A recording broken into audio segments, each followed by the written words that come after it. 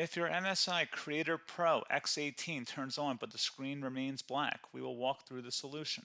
We will repair Windows Startup, restore system files, and use recovery methods to fix the issue. A lot of errors pertain to this problem, and we're going to go ahead and jump into what should hopefully be a pretty straightforward process, guys. And we're going to go ahead and jump right into it. First thing I'd recommend doing would be to actually go ahead and boot to the troubleshooting utility on Windows 11. So if you do a hard power off 3 times in a row, Windows should automatically attempt to launch the startup repair utility.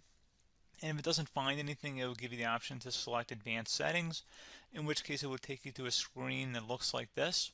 Now, if it does not take you to a screen that looks like this, or you're unable to get to that, you can also download the Windows 10 Media Creation Utility, or Windows 11. They probably will make a creation utility for Windows 11 at some point. And it doesn't really matter, you can actually run the Windows 10 utility on Windows 11 as far as I'm aware. And you should be able to run the troubleshooting utilities built in within it. So you just would go ahead and download it to an ISO file and then burn it to a DVD or USB. It'd have to be about 4 gigabytes or more. It couldn't be a small USB flash drive, and it couldn't be a CD. It'd have to be a DVD. And then you'd boot your computer from it. So depending on the computer manufacturer, you'd have to tap a different key on your keyboard in order to launch that menu, in order to select what boot drive you want to go off of. So it could be anything between the escape key, F2, F8, F12, for example, and those are the function keys on the top of your keyboard. So you may have to just do a little bit of trial and error. Shouldn't take you more than a couple minutes. Googling it would probably be best before you even begin. But anyway, we're ready to go ahead and jump right into it. So we're on the choose an option page. So these will look very similar whether you're booting from it directly within Windows itself, or if you're plugged in a USB flash drive with the media creation utility installed and you selected the recovery option. So when you are setting up your Windows 11 installation or Windows 10, depending on the drive you're using, there should be an option to repair your computer in the bottom left corner of the dialog window, one of the first screens that comes up. You go ahead and select that, and then it would take you to a troubleshooting screen like you see here. And you want to go ahead and select troubleshoot, reset your PC, or see advanced options. And then there are going to be a whole bunch of options in here that we're going to explore in today's video. The first one, we're going to actually go underneath advanced options and then select startup repair, fix problems that keep Windows from loading. So go ahead and select that first.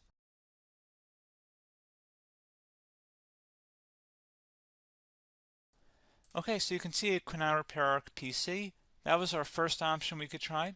Something else, if we go back into advanced options here and then select troubleshoot, we're going to go underneath advanced options again. You can go ahead and actually access safe mode by selecting startup settings. And then if you select the restart button, you have the option on the screen select safe mode with networking, which will give you a key on the screen. It'll tell you which key to press to enter that. I believe it's the F7 key. It'll do that for you. I'm not going to go over that in today's tutorial because I don't really want to go into safe mode, but you're more than welcome to attempt that by going into here and then selecting restart. Again, it'll launch another screen. It'll say what key do you want to press, and it'll give you like 7 or 8 different options, and you want to select safe mode with networking. There's also an option for a command prompt too, but that's going to be something we're going to cover later in this video, and we don't even have to go through that in order to access it. So that's why I'm not going to really push for that, because unless you know exactly what's causing the problem, you probably don't need to go into safe mode. Unless you're trying to recover files, in which case then you definitely can go into safe mode, but we're trying to actually recover our computer here. So I hope that makes sense.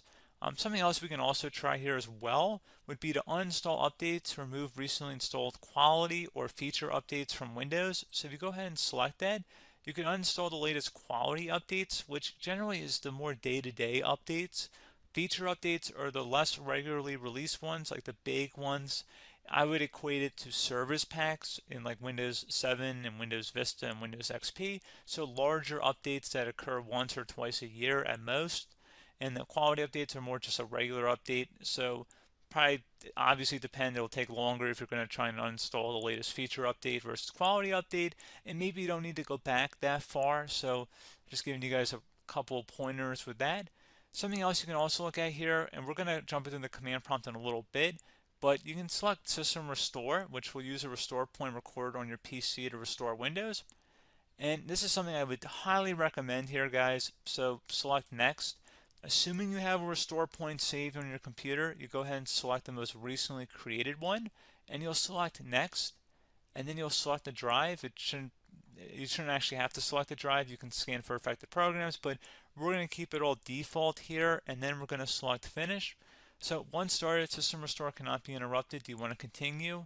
I think we're going to select yes. I don't think we have anything better to do on our computer right now, so just give it a moment here to initialize. It will take a couple minutes to run, obviously depending on how large your hard drive is and how much is saved on the system restore point. So just give it a couple minutes here.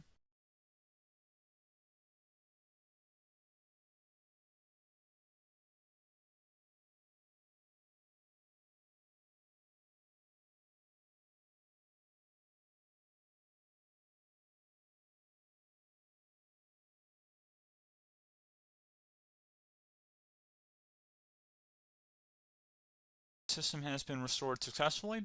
We're going to go over a couple different methods in addition to that if that did not work. So I'm just going to pause the video and we're going to start back up on the recovery screen that we started with. Okay, so a couple other things we can try here too. If you go back into Troubleshoot, you can select Reset Your PC, let you choose to keep or remove your personal files and then reinstalls Windows. You can select to keep my files, which will remove apps and settings but keeps your personal files. You can also select Remove Everything, which will remove all of your personal files, apps, and settings. So this is more of a factory reset, the second option here. First option, it should not delete all of your personal files. However, it will pretty much clear most of your programs, and keep in mind, there's no guarantee that your information, number one, is even still available and easily recoverable on your computer to the point that you actually would be able to recover anything. And the second point is that there's always a chance that it won't actually recover and it will just do a factory reset anyway. So there's no guarantee that actually would keep your files anyway. So I would recommend trying to get a recovery tool and backing that up first before selecting it anyway. But again, those are a couple different options. And then something else you can try here if you go back to the choose an option. Another option, if you go underneath choose an option and select troubleshoot, advanced options, and now select where it says command prompt. Okay, so the first thing we should do is type our main hard drive here. In most cases, it should be the C drive. So you just do a C colon and then hit enter on your keyboard. So once you're underneath the C drive, we're going to type in dir and then hit enter on your keyboard. It should have program files, users, and Windows all in there. That's how you know you're in the right directory.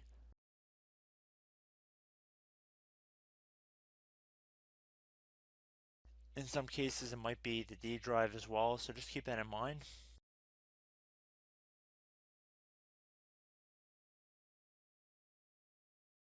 Next thing we're going to do is type in cd space / Windows / system 32 / config,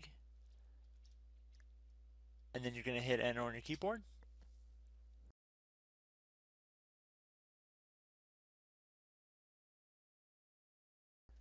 So now you're going to type md space backup. If you've seen other tutorials, it might also say to put down md backup. That's because the backup name is pretty common when you want to back something up.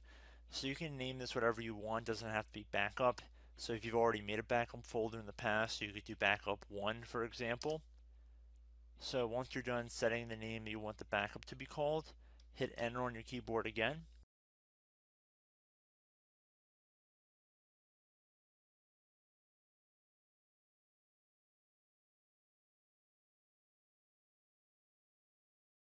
At this point you want to type copy, C-O-P-Y, space, then you want to do the star symbol above the 8 key, then do a period or a dot, whatever you want to call it, then another star sign, and then another space, and then type backup, and then hit enter on your keyboard.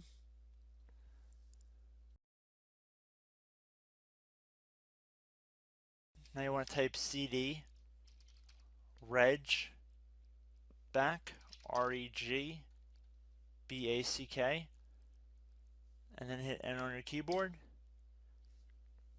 So now that we are under the reg back, so now you want to type dir again, and then hit enter.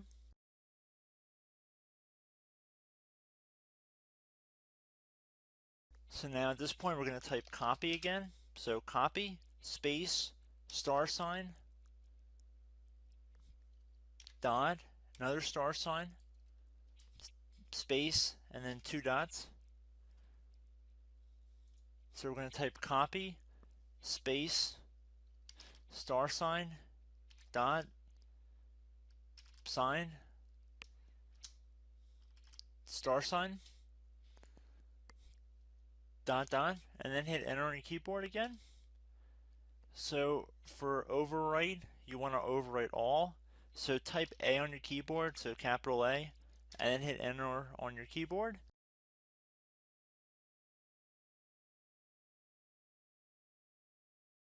So at this point you should be good to go. You can close out of the command prompt window, and if you accidentally continue to Windows 10 you should be all set. So I hope one of these 3 or 4 different methods we went through in this tutorial helped you guys out. Again, I'm not sure if you guys heard me earlier, but try to go back into your safe mode if possible and uninstall any programs you know might be conflicting with the Windows startup if you can get into safe mode. So just keep that in mind. Something very simple like that could be blocking up everything. So again, I hope this tutorial helped you guys out, and I will catch you in the next tutorial. Goodbye.